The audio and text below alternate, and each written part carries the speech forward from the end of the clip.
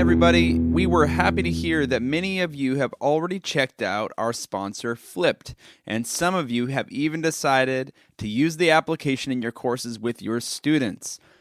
Flipped is the classroom attendance and engagement tool used by over 2,000 instructors across America. Flipped captures attendance, eliminates phone distractions, and boosts student engagement in a really clever way. This fall term, some instructors have already reported higher midterm grades, increased attendance, and reduction in attrition. If you are interested in learning more, Psych Sessions listeners will receive 30% off the regular price for a first semester trial when they sign up through the link www.flippedapp.co/psych. That's FLIPDAPP.co/psych. Thanks. Hello, and welcome to Psych Sessions, conversations about teaching and stuff. I am Eric Landrum, along with Garth Neufeld, your podcast hosts. As the name implies, we center on conversations about teaching, but we often veer into other interesting topics, which is the end stuff. Hey, welcome. This is episode number 75, where Garth and I had the opportunity to interview Guy Boysen from McKendree University in Lebanon, Illinois. Before you hear the interview, please allow me to share some listening tips and my favorite moments. Well, they are all favorite moments, and, I have this quandary that every episode becomes a favorite, and it's kind of like children. You can't favor one over the other. And so I'm just enjoying all of my conversations with all of my colleagues around the country, including Guy.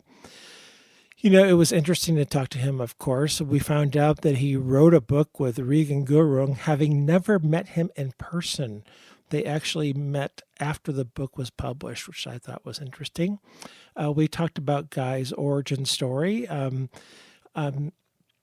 Not only his undergraduate at St. John's University, but also his first job at SUNY Fredonia, and then his current position at McKendree. But he grew up in Minnesota, so it was good for him to get back to a Midwestern roots after being on the East Coast at SUNY Fredonia. St. John's University is Catholic affiliated, and as we talked about for a fair amount during the podcast recording, a guy grew up and was raised Catholic.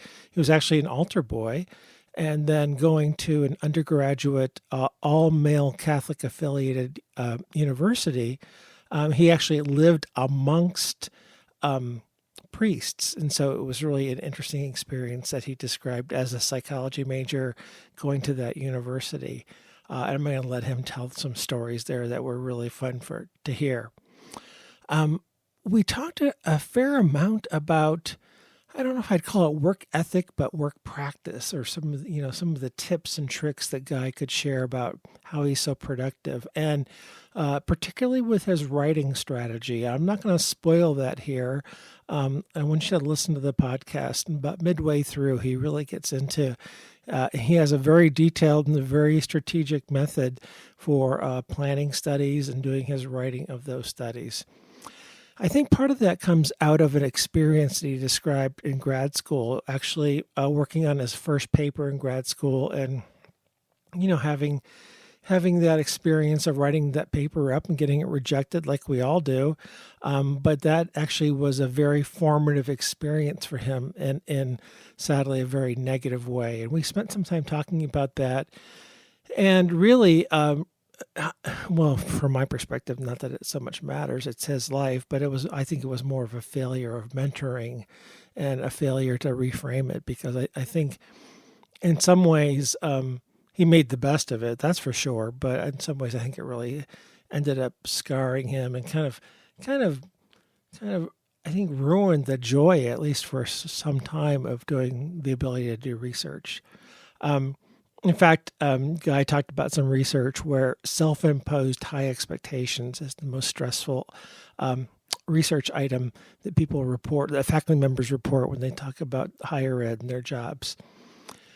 We end the podcast talking about life's, I don't know about simple pleasures, but definitely the work-life balance. And I loved hearing Guy talk about his passion and love for music. And so that was just delightful. And these are the things that come out.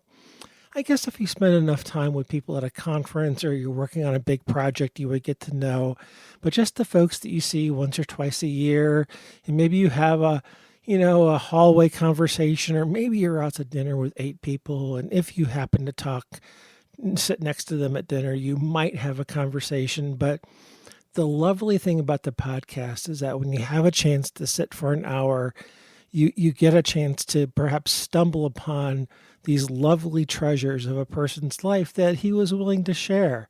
And so he and his wife have this philosophy that they like to spend their money on experiences and not things. And so we talked about how they love to travel for live music within the radius of the kind of the St. Louis, Southern Illinois area where they live, and their affection towards music. And so we kind of ended mostly on that. In fact, Garth and I really tried to talk him into the Guy Boysen writing playlist Side A and Side B, maybe to put it on Spotify or Pandora or something like that. And so anyway, be looking for that sometime soon. And then at the very end, we tagged on asking him to talk about his trigger warnings research, which he has done a deep dive in here lately.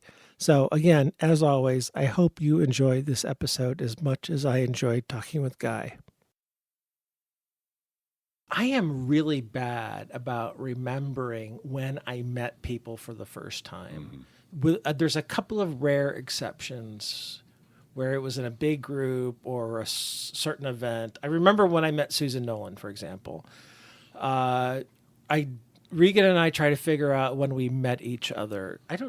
Do you remember when I met you, Garth? The exact time? I think I invited you out for Tip Northwest.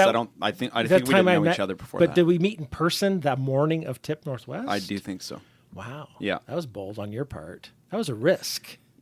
Yeah. Yeah. We'll get, by the way, Guy's here too. By the way, Guy, we'll get to you. This is how this podcast goes, by the way. So you can see the formality. And by the way, let's point out to Guy the prolific notes of preparation that we have here on the table to go over as part of the interview. I remember when I met Guy, though.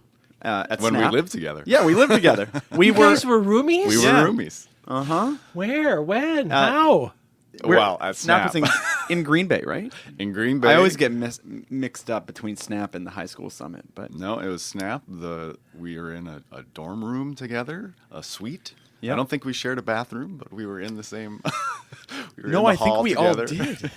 Didn't we? I think there was one on each end, right? Because okay. there was like 3 rooms and then one it was bathroom weird. on each side. And staying in dorms is not my thing. You guys had to share a bathroom?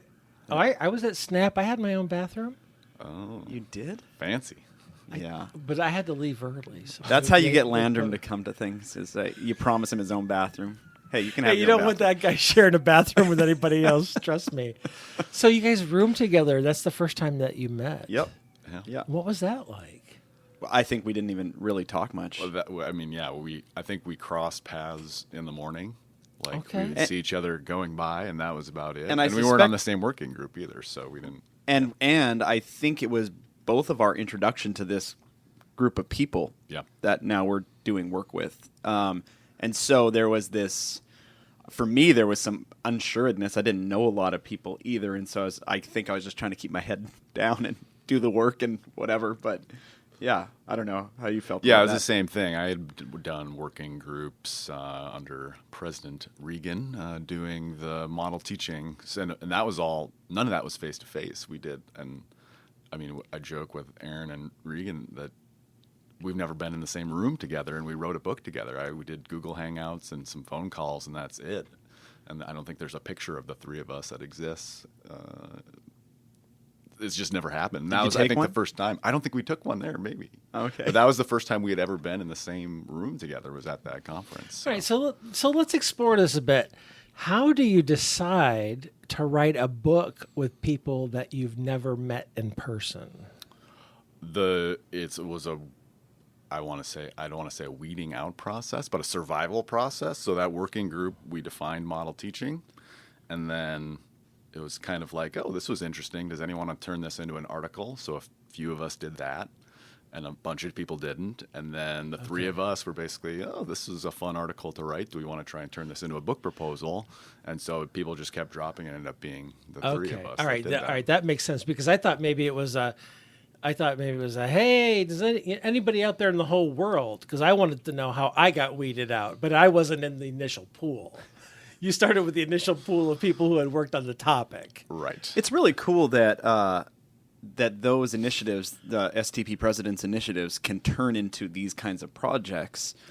Garth, you're exactly right. And they sometimes turn into friendships and projects and friendships and collaborations. And I know of a bunch of examples like that. That's really awesome. But I'm impressed by the risk that you took, because you really didn't know them. You signed a contract. Well, now you're scaring me after the fact. Well, so. but after the fact, the book is done. No, I mean, they made their deadlines. The book came, that was at least 3 years after we started that project. So I had worked with these people for a long time. So I knew the process. I knew that it would get done. I knew I wasn't going to be in trouble with those two guys. Was that one of your first working groups at STP, or was that one of your first? Oh, that was the first thing you did at STP. Yeah, that was. I think I had been working maybe 5 years at my first job, and so I was pretty much, new to. I'd done stuff. I'd been at STP conferences, but I had never done anything for STP as an organization aside from just go to conferences and things like that. So it was an introduction to the type of stuff we're doing, we did at SNAP, and the type of stuff that I continue to do with presidential initiatives and with the general psych initiative here. Is McKendree your first job out of grad school? No, I was part of, there's the state of New York system, the SUNY system, and so they've got, tons of small different types of campuses. It's not just the big R1 campuses. And so I was at a place called SUNY Fredonia. Yeah. Fredonia is halfway between Buffalo and Cleveland. And it's, it's about 4,000 students, all undergrads. Pretty big department in terms of compared to where I am now. There's, I think, 12 of us. But very teaching focused. Teaching was number one, but then they also wanted about a publication a year. So it was actually a really ideal place to start, because it was, you got to be a good teacher and you have to be productive in terms of the research you're doing. So I developed good habits, even though I didn't end up staying there for my entire career. And how long were you there? I got tenure and then I left. Why do you look so guilty? Because it seems, I don't know, mean. I would be so mad if someone did that in my department now and got tenure and then left. I think it's an interesting choice. Yeah. Because it's a big hurdle to push yourself through. But at Boise State, we've had people earn tenure and leave, maybe because a spouse wanted to relocate, or they just figured out that it wasn't a great match and fit, even though they could meet their criteria. Yeah, and that was my exact story. My wife's from Central Illinois, and so I was on the market a couple of years looking for jobs that would get her closer to her family, so she could jump in the car and see her sisters and her parents and her nephews. So that's what brought me to Illinois and McKendree. Where did you grow up? I grew up in northern Minnesota. So if you know Minnesota and Lake Superior, right at the tip of Lake Superior is Duluth. And I grew up in the country, a town. It's not even a town, it's a sign. No population, it's a sign and a gas station. Twig, Minnesota. So, how far are you from the Canadian border then? 3.5 hours, maybe. Oh, okay. Pretty far. Yeah. So it's about, it's 3.5 to the southern border to Iowa, and then about 3.5 up still. So do you like being back in the Midwest? Yes. Midwest. I'm glad I'm far away from the cold of Minnesota. I actually much prefer the humidity and heat of Illinois. But, I think my personality and my look on life is not very East Coast. It's not very West Coast, I don't think, either. I think it fits the Midwest. So, So I guess we're kind of backward designing ourselves into your chronology. Yeah, So- and I have a question since please, we're there. Please, go ahead. Please. How did you first get introduced to Division II then? Was it at your first teaching job? No, it would have been, basically in grad school, I went back to my undergrad institution, St. John's University in Minnesota, and the person who was kind of, not my advisor, just sort of a mentor there, said, "Oh, you're interested in teaching? Well, you should go to this thing, NITOP, this conference." And so I looked it up and got involved with that, and that was my introduction into kind of STP and Division II in teaching. And so by the time I had graduated with my PhD, I think I'd been to NITOP twice, and anytime I went to a concert, I was going to the Division II stuff. And I don't think I had published anything teaching related at that point, but it was on my radar. It was like my ultimate goal to get. I remember writing a professional development paper with like the goal of I want to get a publication in TOP someday, teaching of psych. That was my so yeah. It's a great goal. Yeah, and so that's where it came from. Is just initially having a mentor say to me, "Hey, you should go to this conference if you're into teaching," and it was. As many people say, it was kind of a life-changing. You kind of, these are the people that I belong with. That's a story you hear so much, people say. The tribe. Yeah. So St. John's was your St. John's College. University. There is a college. In Minnesota. Yes. In Collegeville, Minnesota. Oh, come on. All right, thanks. And that's, I'm guessing, Catholic affiliated? It is. And how was that small private liberal arts, I'm guessing? Not super small, but yeah. So it is actually a very unique institution. So St. John's is one of the few universities that is still all male. Wow. Okay. It is affiliated with Benedictine Okay, that monks. flavor. Gotcha. Yep. And it is, interestingly enough, all male, but coeducational because the Benedictine sisters down the road have St. Ben's. So we got St. John's and St. Ben's. So we have shared classes, but the residence halls, everything is still single-sex education. Okay. So it's a very my resident advisors when I lived on campus were both priests, monks. So I literally shared a wall with a monk my freshman year of college. And the chair of our department while I was there was a priest, a Benedictine monk. Yeah. And he taught my human sexuality course. So imagine getting human sexuality from someone who had taken a vow of celibacy. That's an interesting... I'm pretty sure week 1, abstinence. Week 2, abstinence. Week 3, abstinence. That would pretty much be the human sexuality. Yeah.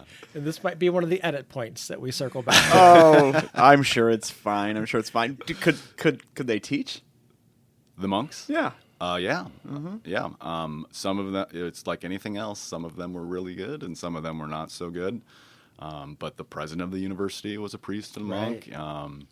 And it's just the things you learn by being exposed to people that you usually see from afar. So I was raised Catholic. Yeah, and so, I was an altar boy, but it's not like you have you don't really get to know the priests, even if you're standing next to them and genuflecting and all that stuff. But you do get to know them when they're the chair of the department. You live with them. Yeah, and you live with them.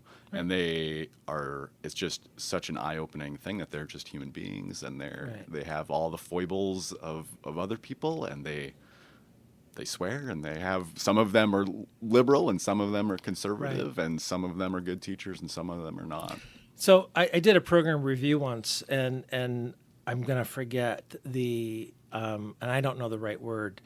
I'm going to say denomination. That's probably not the right word, but there are different types of Catholicism, and different universities practice those different types. Right. Where was that? Was it overly strict, overly conservative, overly liberal? Where is St. John's? So they're from the Benedictine tradition, so they are not, I would say, definitely not as strict as maybe the reputation of like the Jesuits have. Thank you. There you go. And actually, they would joke that they were kind of outcasts in the system, St. John specifically, because they were very, very liberal in their lots of their views. Yeah. Does that, and we can move on here pretty soon, I promise. Does that influence your teaching today at all? Do you think, as a teacher, as a scholar, that upbringing through that undergraduate, does that have any impact or not so much? There's not a day that goes by that I don't use things that I learned as an undergrad. I don't know how much I would say the fact that it was a Catholic education has stuck with me, aside from, it had a huge impact when I was a young man who was a practicing Catholic when I went to college, and then I was not when I left. And so that was a direct effect of having to take multiple courses on philosophy and theology and really self-examination. And so it had a huge impact on my life. I don't know that I did get the opportunity to teach as a senior intro to psych laboratories, and that was the direct thing that led me to be a teacher. Wow. So, but I can't say I reflect a lot on a day-to-day basis what I did there in the classroom. Was that something they had in place where seniors were given this opportunity to do that? That is exactly what it was. So they had the model where it was 4 credits for intro to psych, and then you had an additional, it's the biology lab, but it was a psychology lab, and so we would go in there and it wasn't like a discussion section with something, where they were tutoring us on what was going on in the lecture. It was a separate standalone thing where the students who were seniors in the program got to design lessons on a subject and deliver them. And so the guy I had when I was a first-year student in intro was not very good. So it seemed attainable that I might do a better job. Otherwise, I probably wouldn't have tried it. But yeah, I got to do that as a senior. And, I'm a very introverted, quiet person, and I hated public speaking. And as soon as I got someone put me in front of a classroom and allowed me to talk about psych, I realized, this is really fun when you're talking to people about something that you're interested in and passionate about. So I knew pretty quickly that I would enjoy teaching. I didn't know if I wanted to do it for a full career, but again, that was one of those transformational things this is so much fun when you're talking about stuff. That's not the first time we've heard that exact story from people. That's right. Where until they got in front of the classroom, they hadn't figured it out. And the ability, personality-wise, to flip the switch. Yeah. Mm-hmm. Very shy, quiet people, but when they get in the classroom, they own it, and they become comfortable in their own skin. That's also a theme that we've heard before. So Guy, I want to ask you about, what do you teach nowadays at McKendree? What's your teaching load? What classes do you love to teach? So we have a 4-4 load, and my every single semester thing is abnormal psych. So my background up through my master's degree was in counseling, so I have that background, and I love teaching that. That never gets old.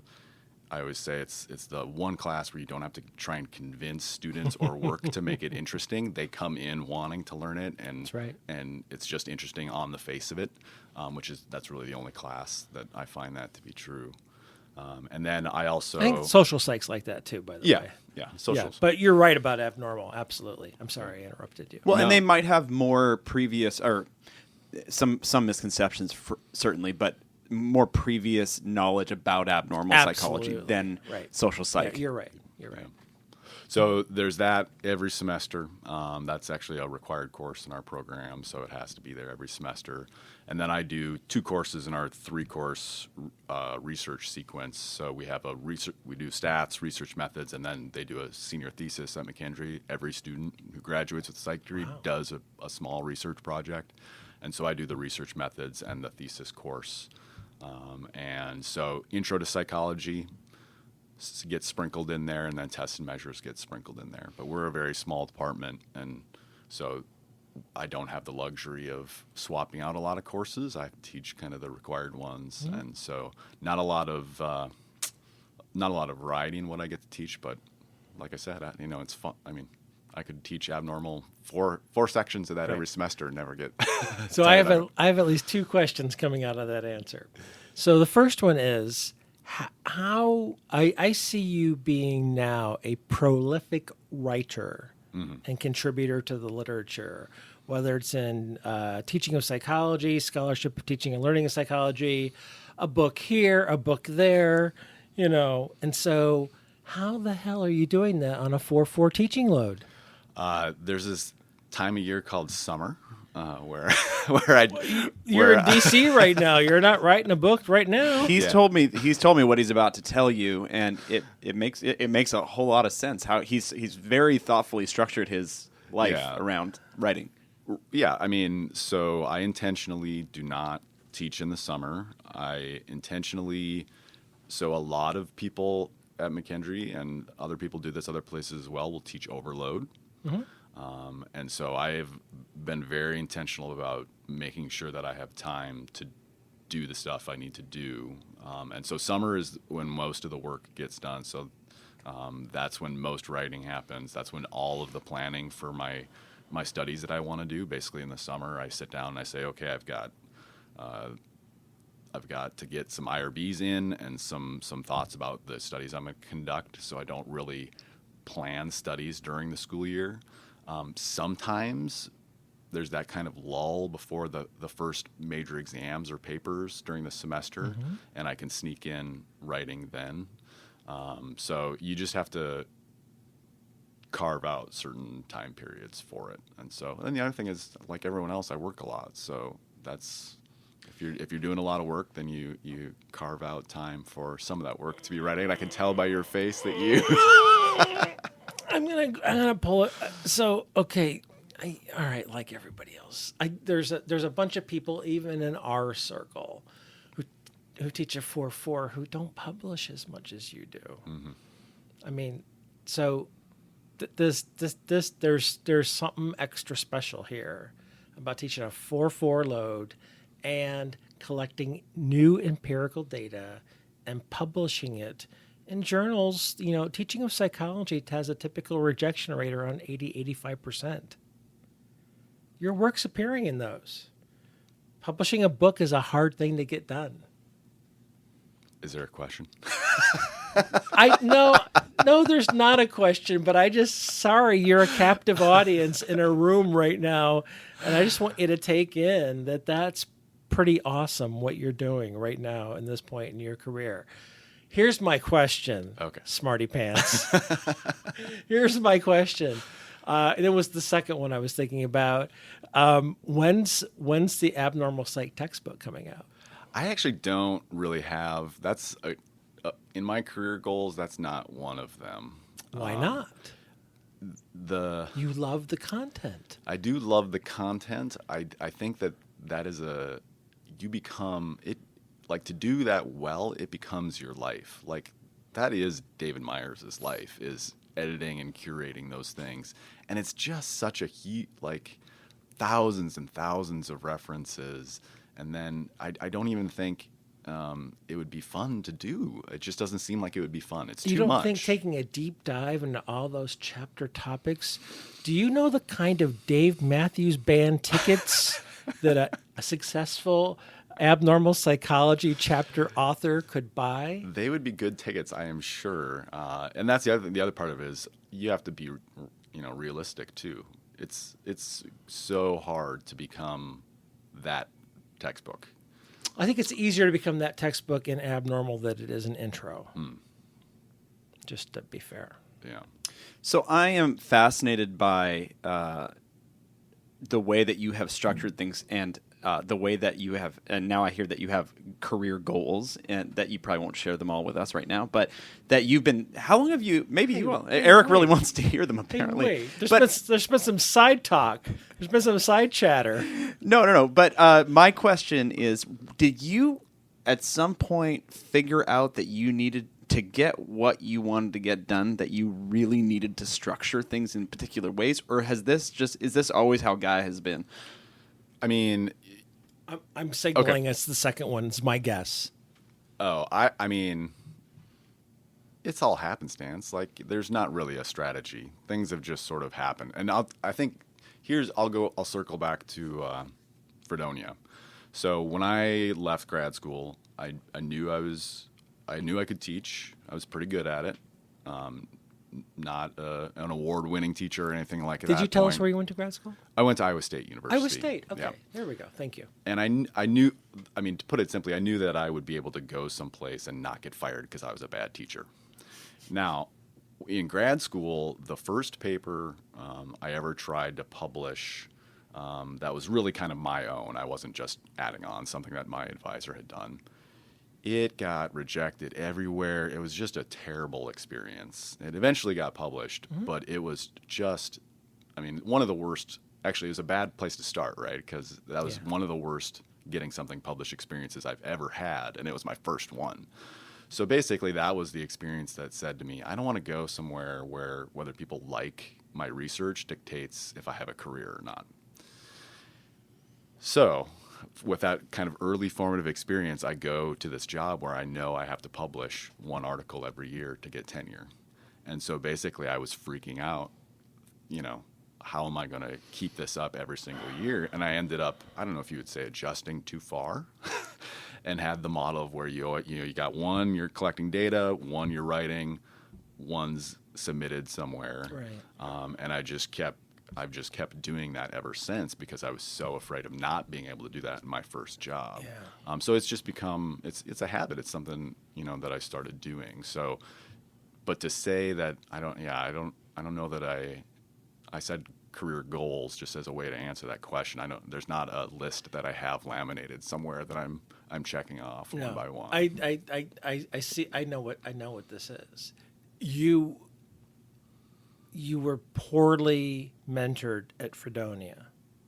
Someone should have identified your graduate school experience of publishing and helped you understand it is one pub a year, but just relax a little bit and helped you realize that you didn't have to put that much pressure on yourself. And they should have taken that burden off of you and helped you relax. The hidden silver lining, as I see it, is that instilled a work ethic in you that has benefited you. So sadly, that added pressure that you put on yourself has paid off. But I'm very sad to hear that someone failed in mentoring you because you shouldn't have had to feel that way. Well, I should have, I think. And you can disagree that someone failed in mentoring you, or maybe you don't want to throw anybody under the bus. No, I wouldn't. We can edit this part out too, and that's okay. No, I have nothing but positive things to say about the Fredonia people and of course. The treatment I received there, or however the best way to say that. Yeah. But that was, I think I had better experiences with later publications. Yeah. And I think that I just never got over that one. And like you said, it hasn't. The habit hasn't really hurt me, so right. It's not something I've gotten over. It's only now that I'm a full professor that I've actually started to change my mentality a little bit, and say to myself, okay, you can slow down a little bit and not rush out a publication. You can slow down and let students do more of the writing because it sounds bad, but it doesn't matter anymore. It matters, but the not having to churn things out, that's not where I'm at. It matters differently. Yes. When did you get full? 2 years ago. Yeah. So I am in this position right now where I just made it through tenure track, and so now I'm a tenured professor at community college. And I'm 2 years behind you in my thinking.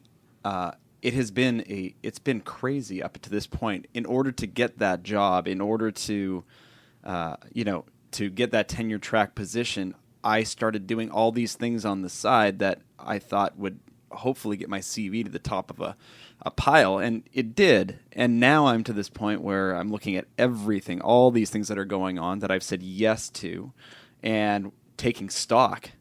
Did you have to take stock of other things as well, or just like you did with kind of taking your foot off the gas for publications? Or I think this is probably the wrong answer, but I think I felt a little freer teaching-wise to take risks. So I'm trying to think of a good example of that. But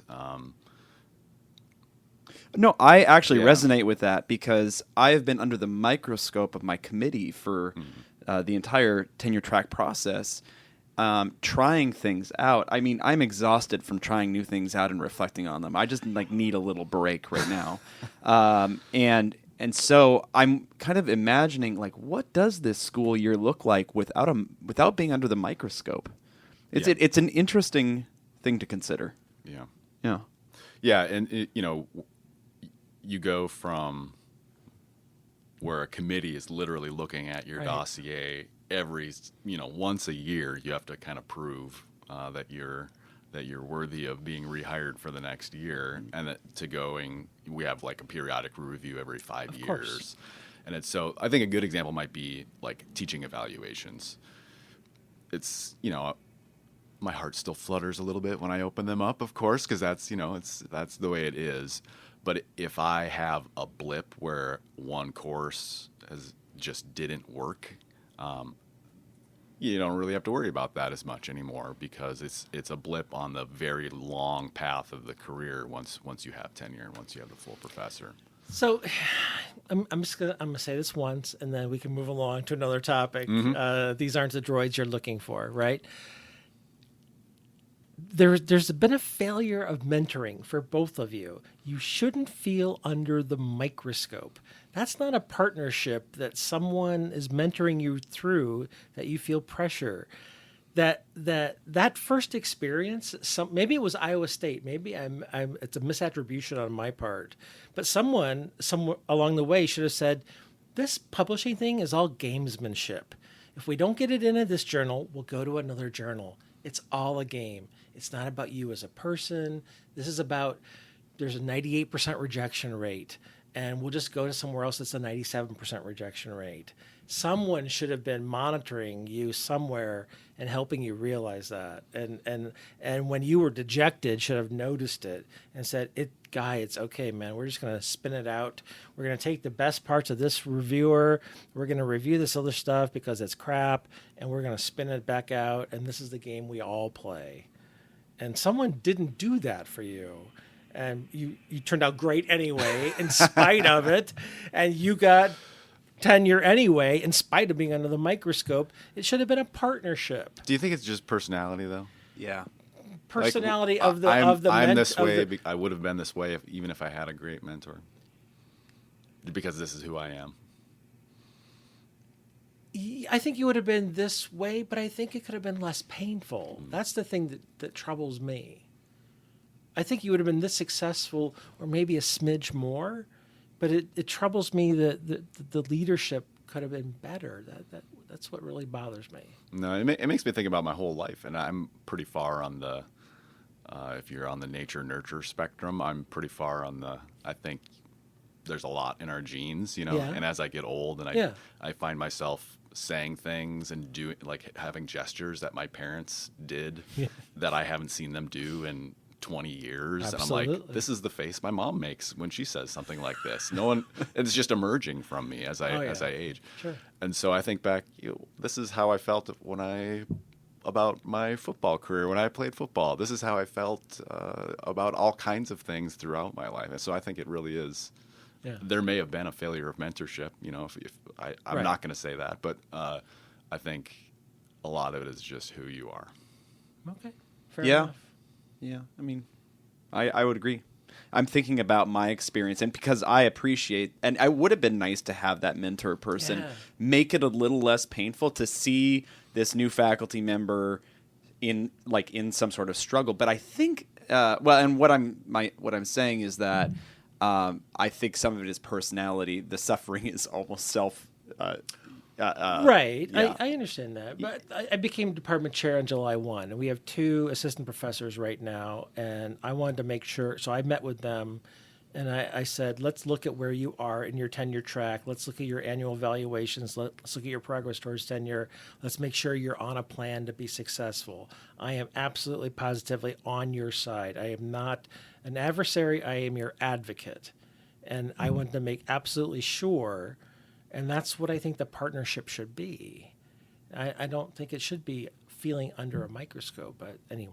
Well, and maybe that's part of the personality of the mentor as well, right?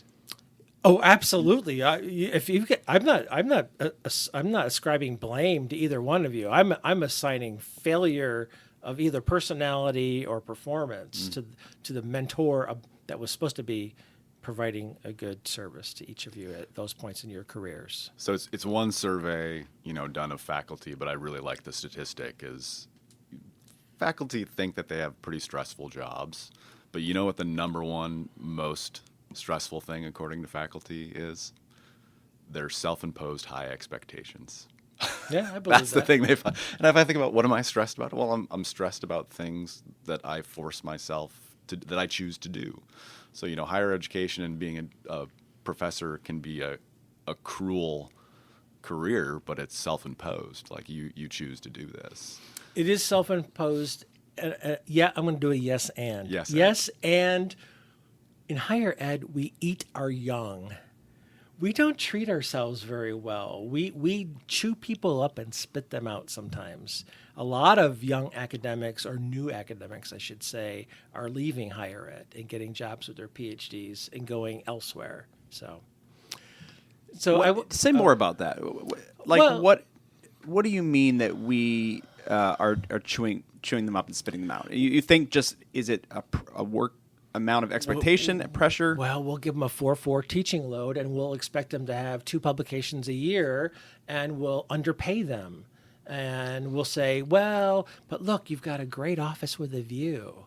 And so they'll be underpaid, but we'll give them pretty good benefits, and we won't give them pay increases for 3 years because the Illinois legislature can't afford it. And there's no travel, there's no support, but you've got tenure, and then there'll be a little bit of money, and they have to fight over it. What is it? The most vicious fights are over the smallest amount of resources, and so I think sometimes I forget whose analogy it is. It's like fighting a battle, and everybody's got a gun, but they're standing in a circle. And we end up shooting at each other. I think sometimes we're not supportive of each other in higher ed. Departments are forced to fire off against one another.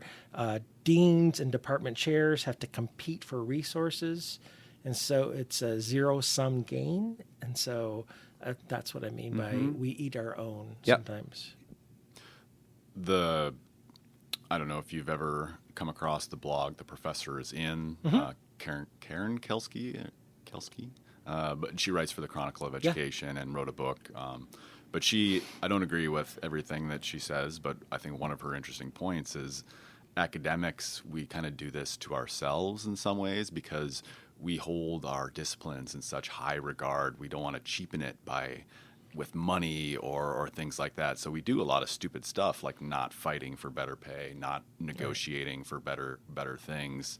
We don't like to talk about money because she makes the point that just it takes away from this ideal of this discipline. I think that's a valid point, and that might be part of the problem as well. I don't know that if we're eating our young, but we don't have we don't take up some of the practical issues that maybe other professions do that are I'll leave it at that. I'm a capitalist. I want to write a book. I want royalties. I put effort into it. If someone else wants to write a book and give it away as OER, good for them. They get to do that. I'm a capitalist. Anyway. Eric, what would you change? Is there anything practical? You actually have a position now where you're Department chair. Do you think about this kind of stuff when you think about your department? Which kind of stuff? Just the way that faculty are treated. Absolutely, I'm thinking about it a lot. A lot more now that you're in this position. Absolutely, yes. To make sure that everyone feels supported, everyone has what they need to do their job well. How can I keep the knuckleheaded administrative stuff off of their desks, out of their email as much as possible, and be completely transparent as much as possible? So all the decisions that I'm making, we have an associate chair, so I get the shared decision making, and I love that shared decision making. And so the first time I got the entire spreadsheet for the entire department, the next day I shared it completely with the department. So everyone got to see every penny that we have and every budget line that we have. So there's no doubt about, well, how has it been spent or how much do we have? You don't have to guess about it. I just shared it. Mm-hmm. So it's a state school anyway. Any person in the state of Idaho is welcome to have it. So, Guy, how big is your department? You said small, right? It is very small. There is 4 of us, and one of those faculty positions is split as an associate dean. So she splits her time. So we've got, between online and face-to-face, we have, I think, close to 200 majors in a biopsych program and a psychology program, and there's only 4 full-time people. So we are understaffed. So do you guys have a department head then? We don't.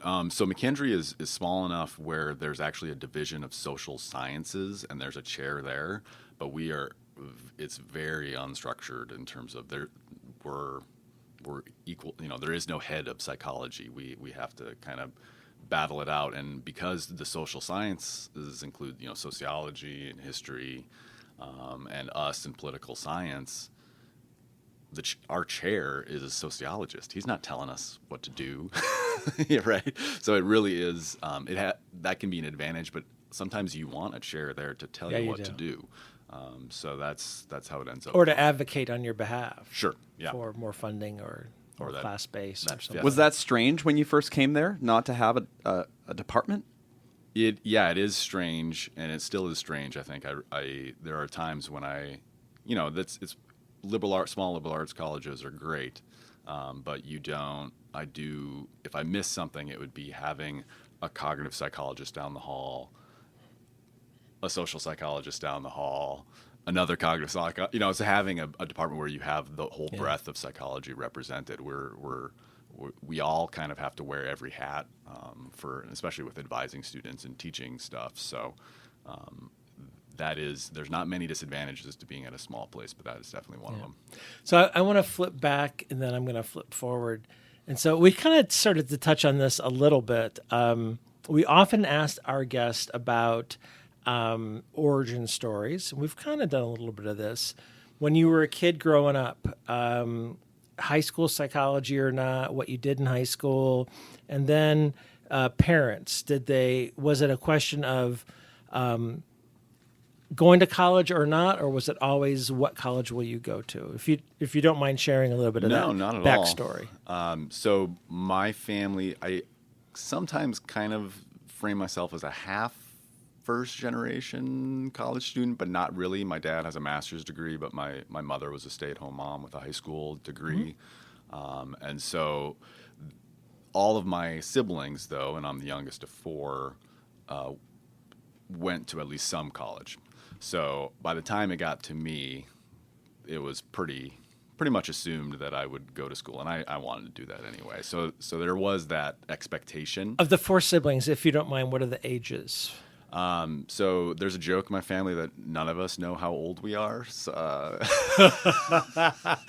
so I won't give exact ages, but literally we were sitting around Christmas one time and trying to figure out how old we all were, and not a single person in my family could correctly identify how old they were. Oh, they don't know each other's, but they all know their own ages, obviously. No. My mother, we argued with my mother how old she was. Oh, goodness. So that's a weird Boysen trait of not keeping track of how old we are. But anyway, so I've got to check this guy's data in his next publication. The method section, the results section has got to be checked. Yes, no, that's true. Yeah. So there's a big gap, so I'm kind of a weirdo in that there's 7 years between me and my next sibling. So all my siblings are quite a bit older than me. So my oldest sister is 9 years older than me, and then they were all in high school together, and then this other happy accident came along. Okay, all right. So I'm going to call time out there because I have 4. There's 4 in my family. My sister's 8.5 years older than I am, and my mother said, "Right, not a mistake, but an accident." Yeah. But I like that your mom used happy accident. I like the happy part. Maybe I inserted that. I'm liking that very much. I'm sorry. So we got 3 youngest siblings here in this room. Oh, wow. Yeah, baby of the family. Mm-hmm. Yep. Not that I put any stock in the whole birth order thing, but what I've There's really good data about birth order. As soon as you started saying that, I looked over at Eric. I'm like, oh, here we go. There's data about this, Well, there's some interesting evolutionary reasons why there would be. That's the one I've seen. But, yeah.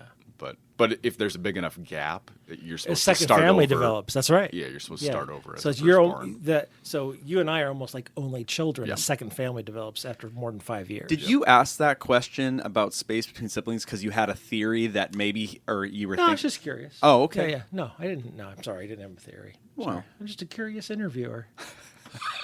Very I'm good sorry. at your job. I You're very couldn't. I good. couldn't say that with a straight face. I'm just curious. I'm sorry. I interrupted. Yeah. That's the bad part of my interviewer. I interrupt too much.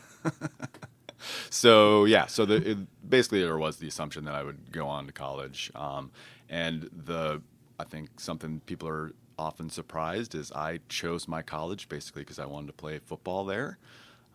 Many years ago, I was an offensive lineman, which some people look at me now and can't believe, but that is a true thing. So, St. John's University, its claim to fame is he just passed away in the last year, but John Glardy is the winningest college football coach of all time by quite a wide margin. Okay. It's Division III, but I wanted to go play there and play for him. He had a very unique philosophy called winning with no's.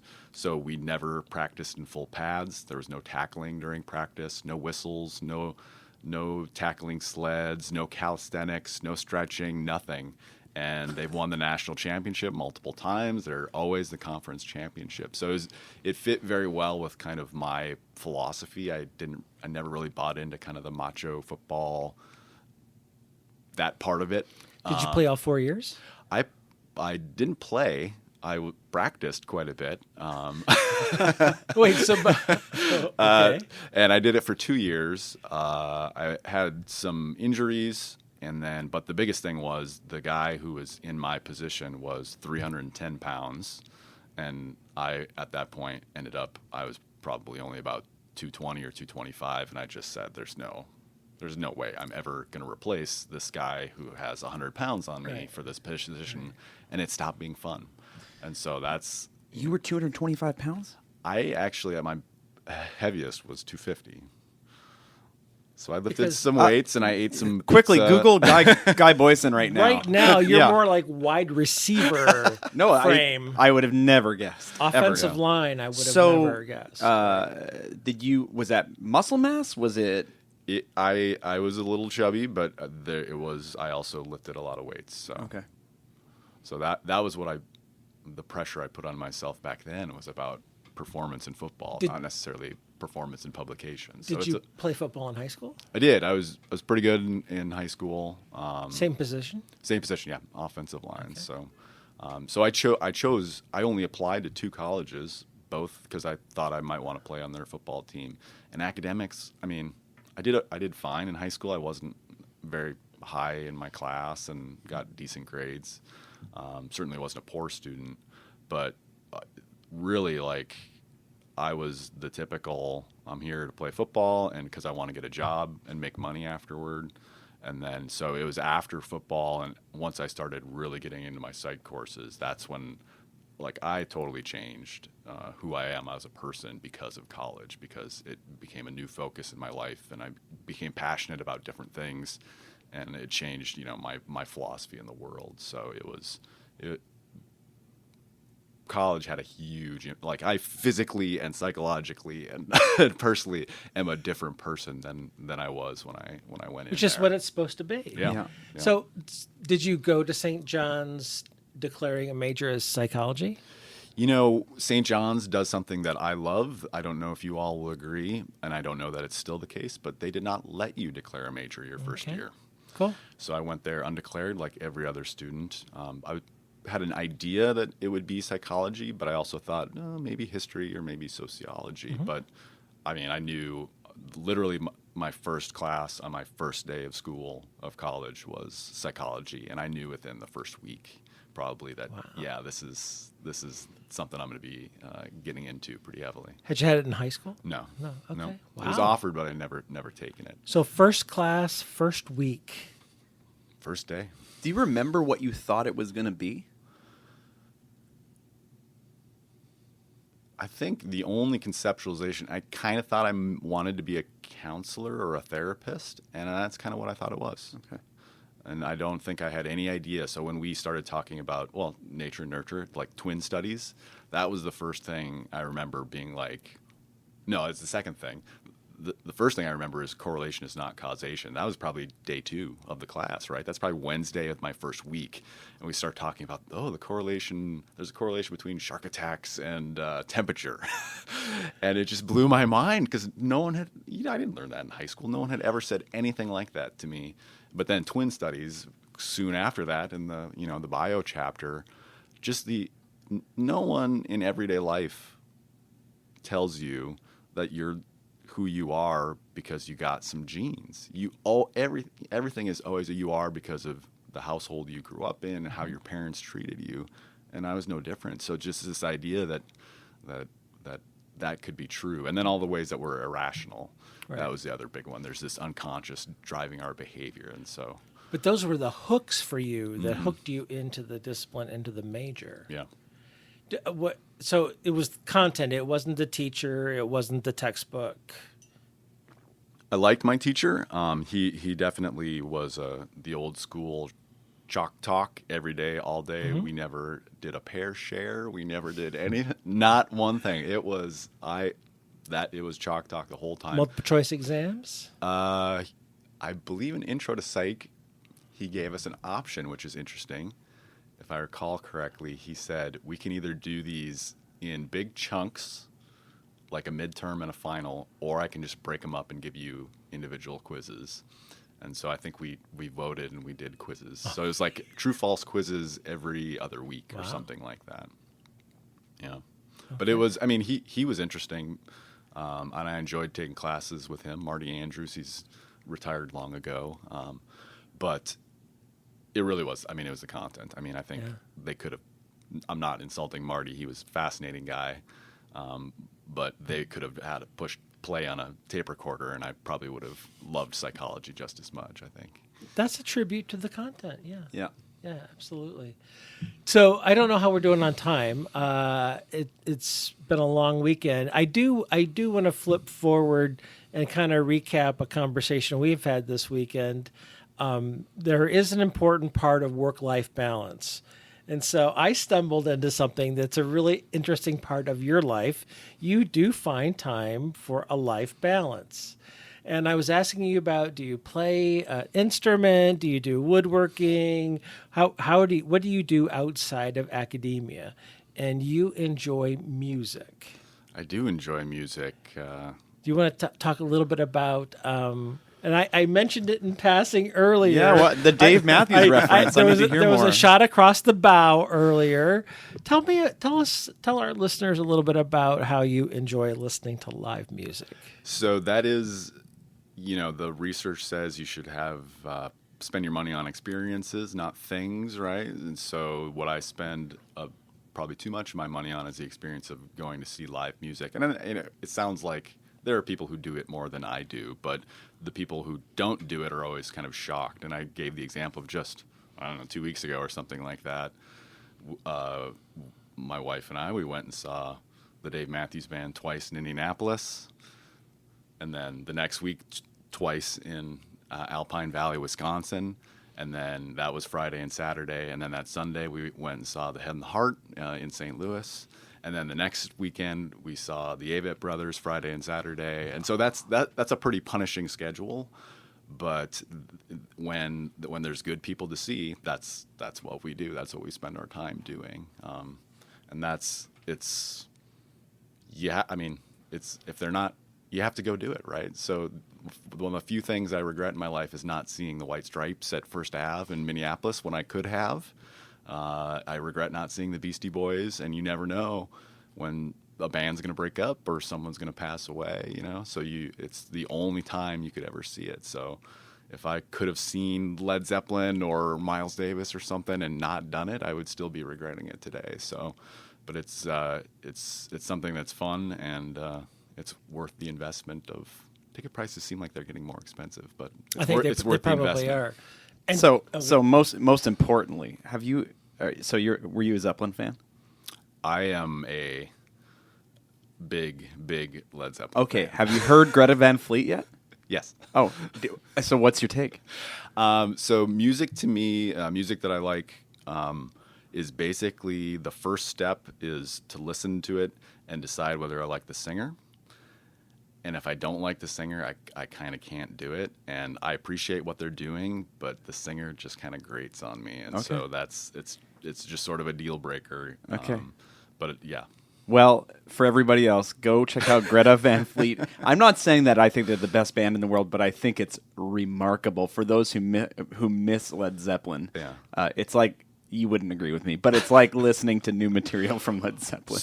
So I was lucky enough when Page and Plant did their tour in the 90s, I was old enough to go see them together, and that's one of my top concerts. But and I don't know, I'm sure every major city probably has the same thing, but there is a band called Celebration Day in St. Louis, and they put on basically a Led Zeppelin concert a few times a year, and they dress up, and the guy's got the double neck red Gibson guitar like Jimmy Page, and it is kind of amazing how enjoyable it is to go see people pretend to be a really good band. But they're very, very good at it. They do a Pink Floyd one too, and it's the place they play is we'll say 2,500, and they will sell out 5 nights doing this Pink Floyd tribute. Wow. It's amazing. So, okay. I'm not the no. This is awesome. I'm intrigued, but I'm not the music aficionado, so I'm going to stumble and bumble. So, so you can laugh internally and or externally.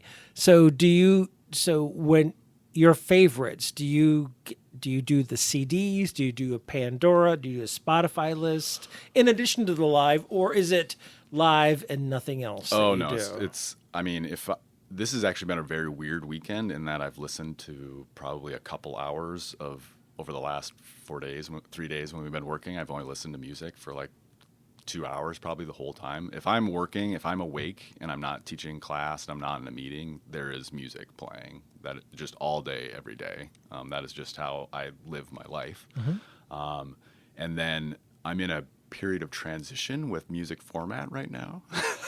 I was holding out on CDs for a very long time and still buying them, and I still buy some of them, but I'm trying out just going with the Amazon Unlimited. And it's weird. It's really weird because it's nice that I can listen to anything that I want at any time, but it changes how you listen to music. You just don't process it the same way as if you put a record on or put in a CD and listen to it. It becomes more sort of background when you have this unlimited amount, and so it really changes how you process it. So I'm not enjoying that part of it. Okay. And I also want to support bands by buying their stuff, and so I feel guilty about that too. I'll tell you what not to do in your marriage. Just one of the mistakes in your first marriage, right. One of the things that my wife would tell you was a very dark moment in our relationship was when I decided to get rid of her CDs. Because we had transitioned over to digital, and so these things were just taking up space now. You can get anything you want, right? They all exist. There was nothing in that box that you couldn't get through Amazon or whatever it is, and that was a big mistake. So, did you ask for permission first? I thought forgiveness might be better, but it was harder to get than I thought. Yeah, but you can't get the liner notes. Can you download all the liner notes? No, but that box of CDs sat taped up, and we just would move it from place to place to place. So we were never looking at them. It wasn't like they were being utilized. But there might have been sentimental memories. Oh, there was. Where you bought it, the store that you bought it from. It was a regrettable decision, let me tell you. So are you the audiophile? Do you have a nice turntable? Do you have really great headphones that... I don't. I have a turntable, a cheap Sony one that I can actually plug into my laptop and just play through my regular speakers, and I rarely use it just because it's a pain. But if I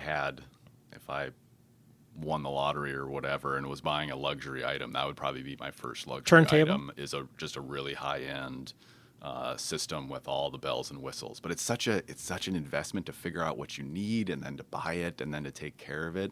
It's one of those things where you have to think about, is the enjoyment I'm going to get out from that slight bit more of better sound quality gonna be worth the amount I'm putting into it. Yeah. But I am bothered by the low sound quality on Amazon and Spotify. Yeah, here's the thing, and my son is into that, and actually, for you, I would say yes. So, the $700 turntable with the $700 preamp, you love music so much, and if you can hear the difference now, the $1,400 investment, which sounds obnoxious to you, sounds very reasonable to me because it's a one-time purchase. You're going to take care of it the rest of your life. Although there are mechanical moving parts, it might not last a lifetime. But the joy that it brings, I should not pay you that much because I'm not an audiophile like you are. But you are. My dream is actually for someone to just be selling their house or moving away, and they have some old Pioneer record system from the 1970s that they haven't touched since the 80s. And they're just like, do you want this? And then I can just take it all and just put it in my living room with my wife's permission, of course. I don't know. but that would sounds be my like idea. that she loves she's traveling with you to all these concerts. Yeah, So yeah. obviously she loves it as well. Yeah, she does. She does. She calls me kind of the musical curator of our family, so I end up making a lot of the musical choices, but luckily we have very similar tastes. There's not much I don't play for her. Zeppelin's kind of one of those. So I got to ask you one more. So when you're writing, can you listen to music with lyrics? Yes, I can, and in fact, oh my God, I can't. Not so much if I'm really, really concentrating on reading. Then that's more the jazz or classical or something where it's not. But actually, two things that help me write. Caffeine is one of them, and then the other one is some good up-tempo like punk music, like writing to the Clash or some other bands like that is my recipe for. I don't know what it is. It's the tempo or the energy it gives me, but that's my writing music is punk. Are you on Spotify or Pandora or anything like that? I mostly, since I you're bit the on bullet Amazon. on Amazon, I rarely get on Spotify Do you anymore. do you create playlists on? I think it's the holdover from CDs is I am an album person. I never create. We were playlists. hoping that you were going I to share a want a Guy playlist. Boysen writing playlist. Me too. He- Just recommendations. You should. He could give us the recommendations, and I'll create it on Spotify. London Calling, side A and side B. There you go. See, I don't even know what that is. Yeah. I don't know. Yeah. Yeah. Okay, so we're pretty much out of time, but Yeah, I'll I tell know. you what I want to do is I want to talk to you some more about abnormal psychology. Thank sometime goodness soon. it only went 10 minutes, right? Yeah. He thought we only had 10 minutes worth of material to talk about. If there are people who know me who have maybe for 10 years who have never heard me say this much, I'll just put that out there. Maybe we shouldn't do this, but I'm going to do it anyway. Has this been uncomfortable? No, it's been great. Okay, all right. So anyway, I want to get your thoughts on abnormal psychology sometime. So if you wouldn't mind coming back at some point, maybe we can even do it by phone or as a part of our ask questions segment. I'd love to get some of your thoughts on that. Sure. Yeah, Okay. of course. Because as much as you teach it and as much as you enjoy teaching it, I think there are a lot of people out there who would want to hear how you approach abnormal psych. Yeah, and I would have an interesting answer to that because I don't know that I approach it the way I want to approach it. Oh, It's interesting. one of those situations where I've been teaching it the same way for a very long time, and students are very satisfied with it. They say positive things about it, both in person and in the reviews, teaching evaluations.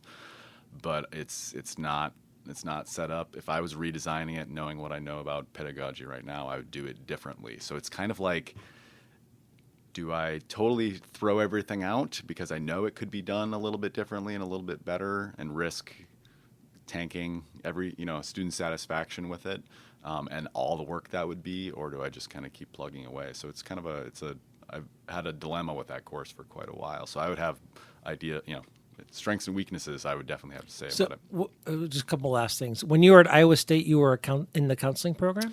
I am a true weirdo because I am a generalist. I have That's a general. not weird. There are not many people who have just general psychology doctorates. All right. I started out in the counseling program and stayed with that through my master's degree.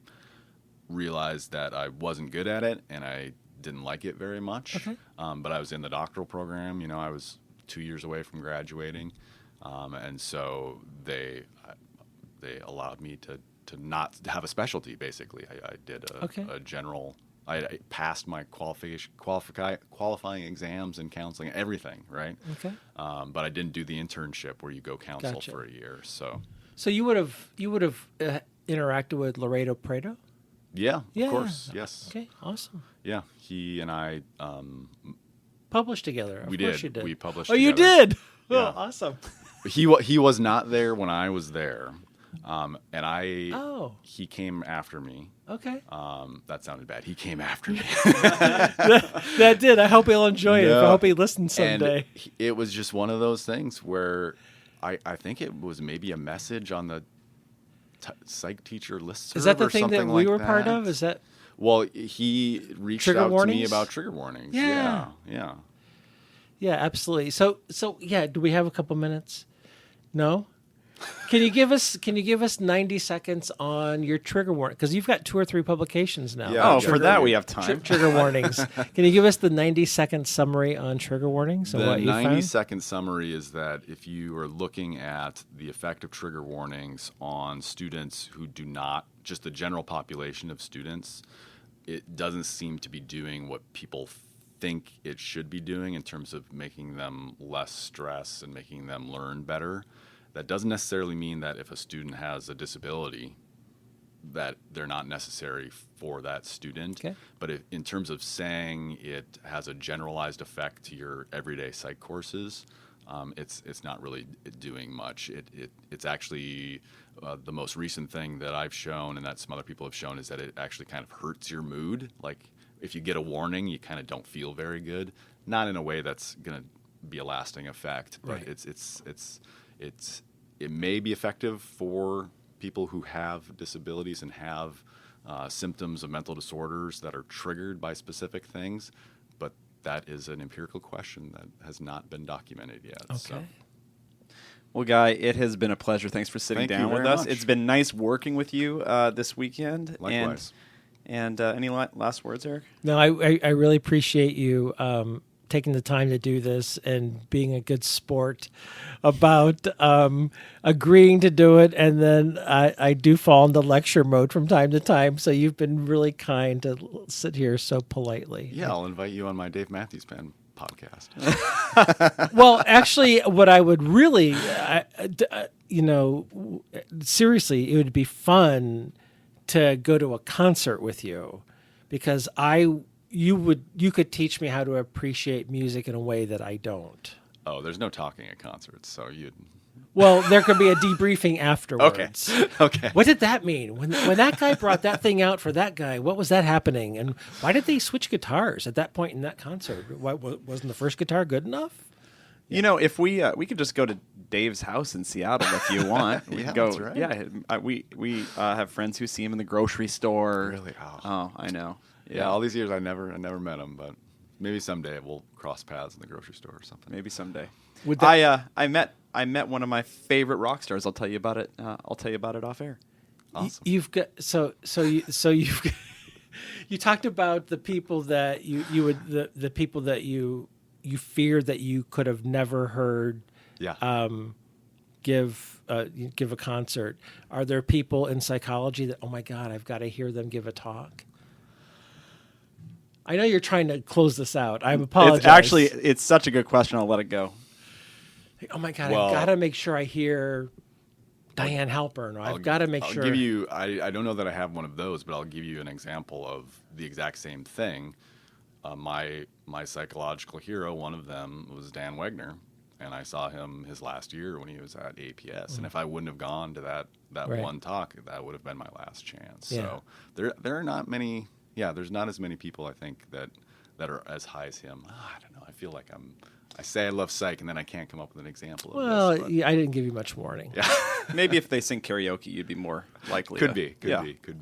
Oh, oh my God. Famous psychologists who sing karaoke. It's a new Kind of segment. That's kind of a narrow band. A new segment. Listen to you. All right, guys, let's shut Guy, this down. Guy, thank you so so much. man. Thank you. Thanks.